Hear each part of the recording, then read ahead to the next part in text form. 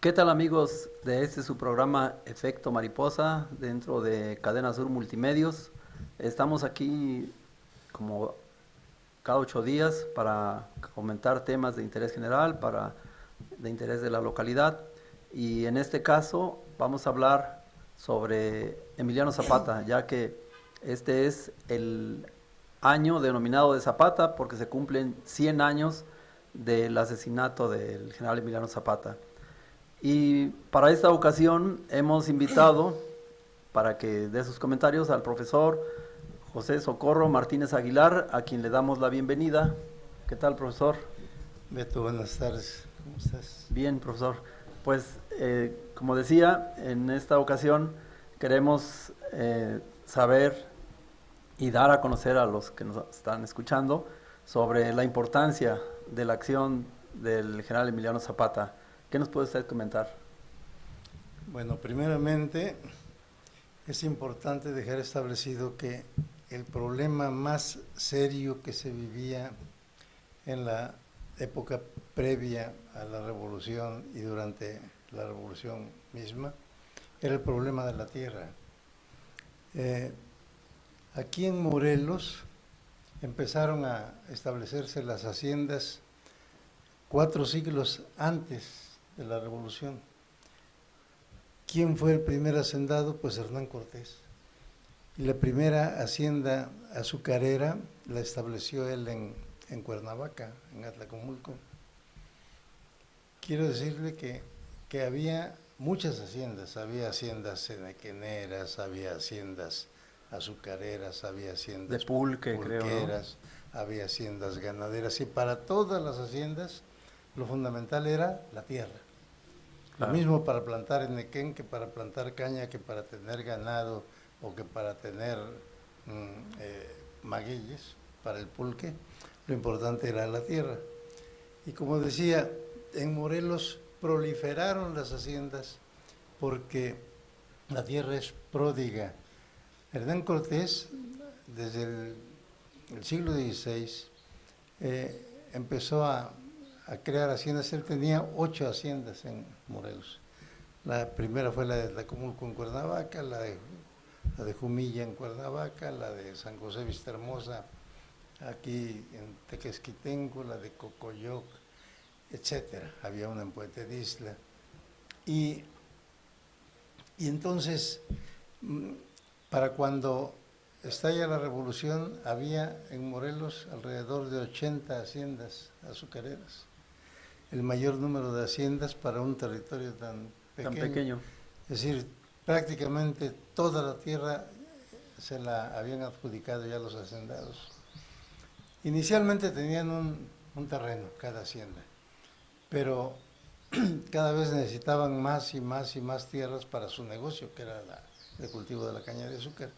Y entonces, pues se fueron ampliando a la mala, adueñándose de los terrenos de los pueblos, Campesinos, claro. porque eran terrenos, generalmente eran terrenos comunales.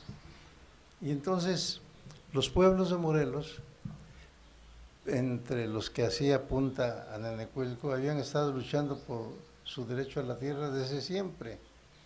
Los campesinos de Nenecuilco venían luchando por su tierra desde la época precortesiana.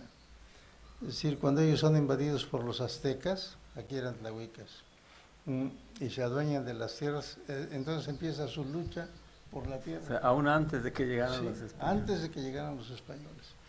En la época de la colonia estuvieron siempre luchando por la tierra. Viene lo de la independencia y siguieron luchando por la tierra. En la reforma siguieron luchando por la tierra y así llegaron al porfiriato, y hay evidencias escritas, históricas, de su planteamiento de Nenecuilco por su derecho a la tierra. Es más, el propio Zapata, cuando es nombrado calpuleque de Nenecuilco, el calpuleque no era más que el jefe de la defensa de la tierra. Calpuleque viene de calpuli, es decir, el calpuleque era el que iba a defender El Calpulli. el calpuli. Y entonces, las primeras gestiones que hizo Zapata las hizo ante el gobierno de Porfirio Díaz, por el lado legal, que no sirvió de nada, y entonces se fue radicalizando hasta acabar luchando en forma armada en contra del gobierno de Porfirio Díaz, primero, y después contra todos los gobiernos hasta que lo asesinaron.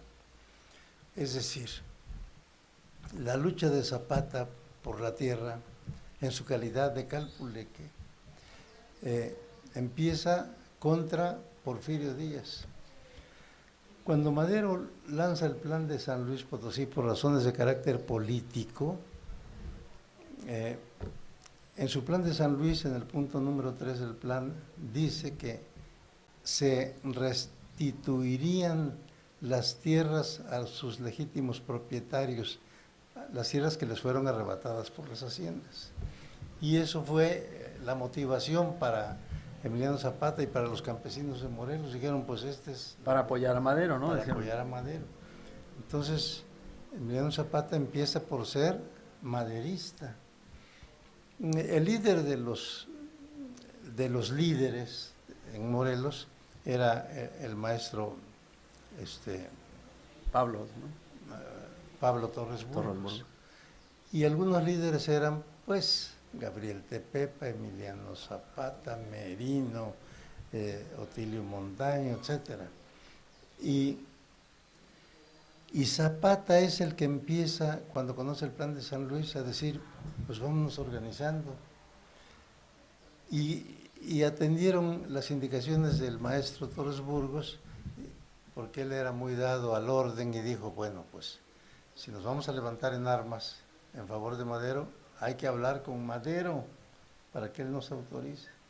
Entonces lo comisionaron a él porque era el más letrado, el de mejor capacidad para comunicarse, y fue Madero hasta Texas a entrevistarse con Torres Burgos a entrevistarse con Madero. Perdón, ¿no? Fue Torres Burgos hasta Texas a entrevistarse con Madero. Hay que recordar que Madero empieza por crear un partido antireeleccionista y empieza a trabajar en contra de la reelección de Porfirio Díaz programada para 1910. Y entonces Porfirio Díaz dijo, bueno, pues hay oportunidad para todo el mundo. Acabó siendo candidato a la presidencia de la República Francisco I. Madero y estaba haciendo labor en el norte del país.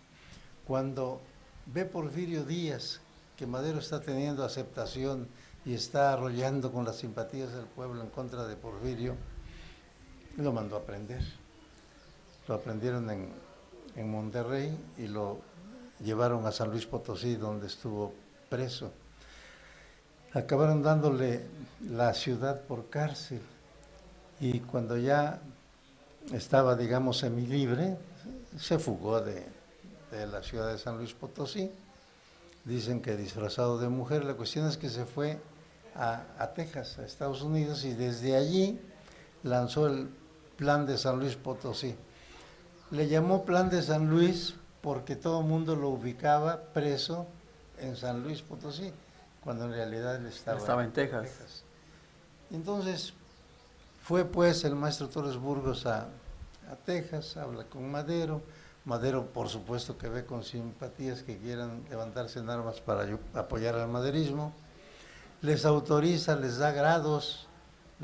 Cuando regresa a Torres Burgos, ya trae nombramientos de coroneles para Zapata y Merino y otros más. Pero el líder era Pablo Torres Burgos. Pablo Torres Burgos. Nos paramos un momentito ahí, profesor. Vamos a ir, nos anuncian que vamos a ir a un corte y ahorita en el siguiente segmento continuamos para que nos siga platicando de cómo se desarrolla la causa de Zapata. Con mucho gusto.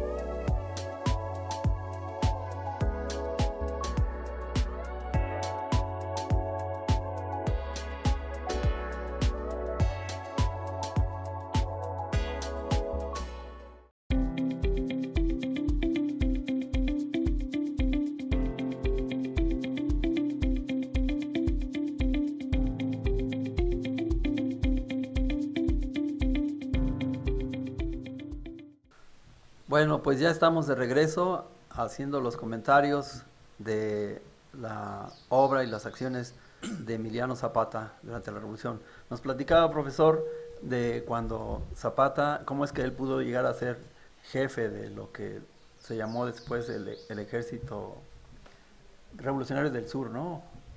Sí, bueno, decíamos que había ido Torres Burgos a entrevistarse con Madero y que regresó ya con nombramientos para los principales jefes de varios grupos. Zapata tenía un grupo de amigos con espíritu revolucionario, eh, básicamente allá en Cuautla, la villa de Ayala, Moyotepec, esa era la región que abarcaba Zapata. Pero había otros grupos, por ejemplo Tepepa, que tenía gentes en Tlaquiltenango, en Jojutla, en el sur de Morelos, y otros como Merino, ahí en la parte oriente del estado, y el maestro Otilio, por la región de Yautepec.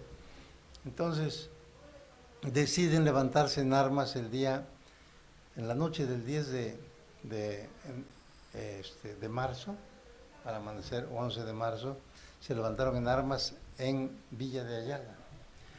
Ellos tenían como referente histórico el levantamiento de Hidalgo allá en Dolores. En Dolores. Y la tradición del grito. 100 años atrás. La tradición del grito, que era a las 11 de la noche. Entonces dijeron, a las 11 de la noche nos vamos a levantar en armas en Villa de Ayala. Lo que hicieron en Villa de Ayala fue reunir al pueblo, hacer lo mismo que Hidalgo. Sacaron de la cárcel a los presos, leyeron el plan de San Luis y en la madrugada del día 11 de marzo de 1911 se declararon levantados en armas. Allí se hizo famoso el grito de Otilio Montaño de que vivan arriba los pueblos y abajo las haciendas. Bueno, así empieza la lucha, y esta lucha la había de librar la gente de Zapata durante muchos años, desde 1911 hasta que lo asesinan en el año 19. Y me decías de cómo fue que llegó él a ser el jefe. Sí. Bueno, una de las primeras acciones ya de guerra que hicieron los revolucionarios fue la toma de Jojutla. Se levantan en arma el día 11 de marzo. El día 24 de marzo, es decir, 13 días después, tomaron Tlaquiltenango, ahí no hubo resistencia, y Jojutla. Al tomar Jojutla, pues aquí en Jojutla había un piquete del Ejército Federal porfirista. Por cierto que en Jojutla estaba el gobernador del estado, que había venido a Jojutla a proteger a la ciudadanía en contra de los revolucionarios levantados en armas.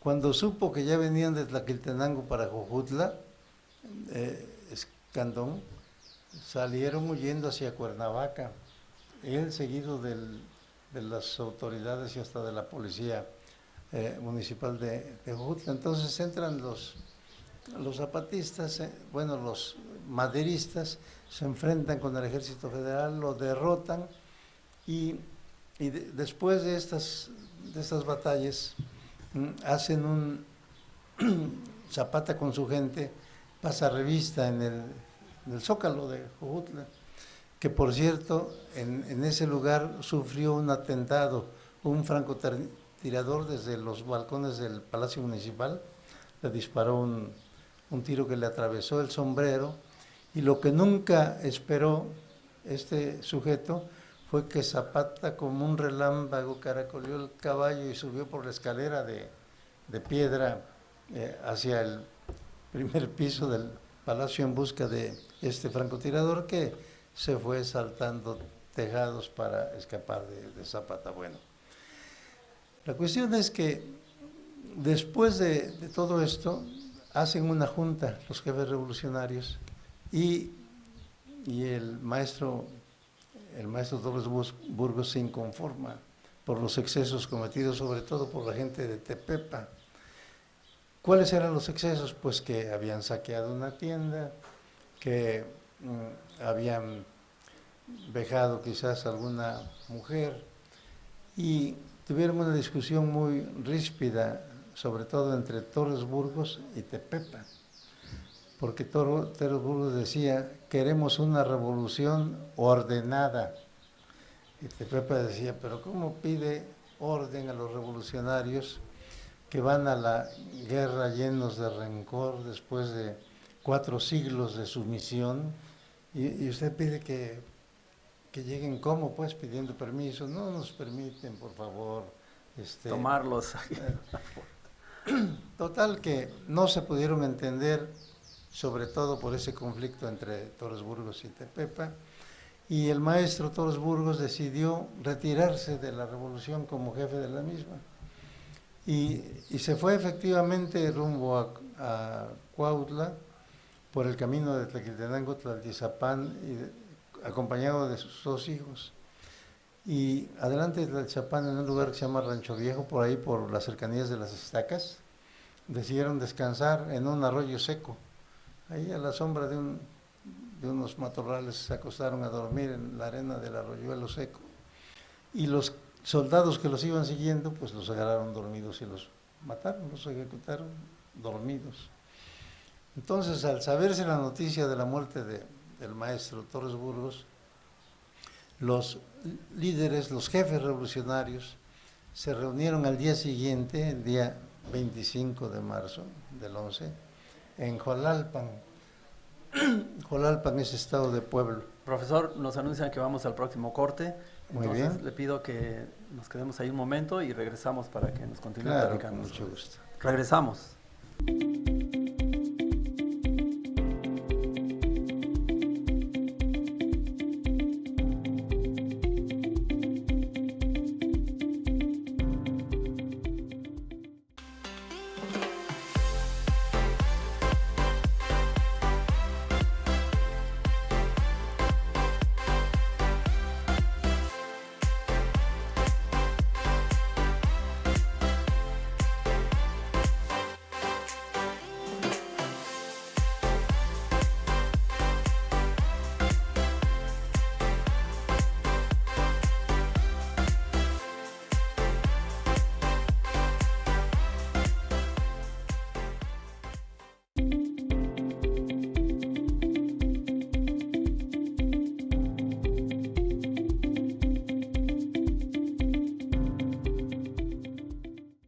¿Qué tal, amigos? Estamos de regreso aquí en su programa Efecto Mariposa dentro de Cadena Sur Multimedios para seguir platicando y comentando sobre la acción de Emiliano Zapata. Entonces nos decía, profesor, de cómo llegó Zapata a ser jefe del Ejército Revolucionario del Sur. Sí, decíamos que a la muerte de Torres Burgos se reúnen en Jolalpan los jefes revolucionarios para decidir quién iba a ser el nuevo jefe, y todos estuvieron de acuerdo en que fuese Emiliano Zapata el jefe del Ejército Libertador del Sur. Allí en el Palacio Municipal de Jolalpan hay una placa que explica este hecho. Bueno, la cuestión es que Zapata lucha contra el gobierno de Porfirio Díaz, después rompe con Madero y va a luchar contra Madero, después antes de Madero luchó contra Francisco León de la Barra. Barra, después contra Madero, después contra Huerta, y acaba luchando contra el Carranza. ejército de Carranza, que es el que lo manda a asesinar. Este año, por esa razón, ha sido declarado el año de Emiliano Zapata, porque se cumplen 100 años del asesinato en abril, en la 10 hacienda de abril, Chinameca, el 10 de abril. Nosotros tenemos un rincón poético, un pequeño centro cultural que se llama el Ringo Rango, aquí en Jojutla, y allí estamos haciendo de un homenaje a Emiliano Zapata con motivo de que esté su año, y recordando los hechos fundamentales. Por ejemplo, en enero hicimos un recuento de los manifiestos que Emiliano Zapata le lanzó a la nación. Fueron 11 manifiestos fundamentales. En febrero hablamos de la correspondencia entre Zapata y Villa. Después de que tomaron la Ciudad de México, previos acuerdos de Xochimilco, en ese pacto de Xochimilco se comprometieron a ayudarse mutuamente y sobre todo Villa ofreció dotarle de armas a Zapata. Esto fue en febrero de 1915. Cosa que ya no pudo cumplir Villa porque para estas alturas ya Carranza había enfocado todas sus baterías en contra de Villa. Pero bueno, recordamos esa correspondencia. En marzo hablamos del levantamiento de Zapata en Villa de Ayala. En marzo hablamos de la primera toma de Jojutla, porque la tomó 3 veces la ciudad de Jojutla. Y también hablamos del nombramiento de Zapata como jefe del Ejército Libertador del Sur. Todo eso es en marzo. En abril, pues hablamos del asesinato de Zapata en Chinamec, el 10 de abril de 1919. En mayo nos dedicamos a hablar de la toma de Cuautla. La toma de Cuautla, en mayo de 1911, fue fundamental porque ahí derrotó Zapata al llamado Quinto de Oros, que era lo más selecto del ejército porfirista, que fue derrotado en Cuautla en mayo de 1911 por el general Zapata. En junio hablamos de una comida que le ofrecieron a Madero en Cuernavaca, en el Jardín Borda. Invitaron a Zapata, pero Zapata estuvo más bien como espectador, porque resulta que todavía no era presidente en funciones Madero, y lo recibieron en Cuernavaca. Pues ¿quiénes creen? Pues los hacendados, los porfiristas, los políticos, los ricos, es decir, los enemigos. Y Zapata, al ver cómo lo abrazaban y lo apapachaban y lo elogiaban y lo ponderaban, dijo: estos son los enemigos, estos son contra los que luchó Madero, contra los que luchamos los revolucionarios, estos son los que perdieron. Y él se retiró muy molesto. Esto es en junio de 1911. En julio, que es lo que vamos a ver este mes, el próximo sábado es la reunión de Ringo Rango. Nos reunimos el último sábado de cada mes. Entonces, el último sábado es este próximo sábado 27, y vamos a hablar en esta fecha de lo que aconteció el 19 de julio de 1912, en que Madero, presidente, ya le mandó un mensajero a Zapata para convencerlo de que hicieran una tregua. Estaban confrontados ya en plena guerra, zapatistas contra maderistas, y de eso se va a tratar, de una entrevista que tiene Zapata recibiendo a un enviado de Madero, que se llamaba Francisco Cribe Sarrazán. Era un periodista de un periódico llamado Le Correo de México, es decir, el Correo de México, y le proponían ahí hacer una tregua, suspender las confrontaciones militares, y después de unos 3 meses, si no había resultados en cuanto al cumplimiento de las promesas de Madero de devolver las tierras, ya se reanudarían las hostilidades. Seguiremos conmemorando hechos históricos importantes de Zapata a lo largo de los siguientes meses. En agosto vamos a ver lo del natalicio de Zapata, y así en septiembre, octubre, noviembre y hasta diciembre. Algunos de los que estaban conmemorando Zapata, pues pasó el 10 de abril y ya se olvidaron. Nosotros vamos a seguir conmemorando, rindiéndole honores a Zapata durante Profesor, yo quisiera todos los remarcar que este sábado, como dijo, es Ringo Rango, para invitar a nuestra audiencia para que quien se sienta interesado acuda y escuchen más sobre la vida, la obra y la acción del general Emiliano Zapata. Por lo que toca aquí al programa Efecto Mariposa, pues les damos las gracias para invitarlos a que nuevamente dentro de 8 días nos vean, nos escuchen y seguir hablando de temas que interesen a todos, como es el de este caso.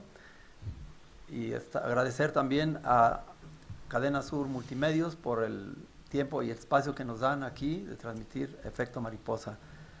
No tengo más que agradecer al profesor José Socorro Martínez por sus comentarios, lo que nos ha ilustrado sobre Emiliano Zapata, y nos veremos aquí nuevamente. Les damos las gracias. Gracias profesor. a ustedes, Beto.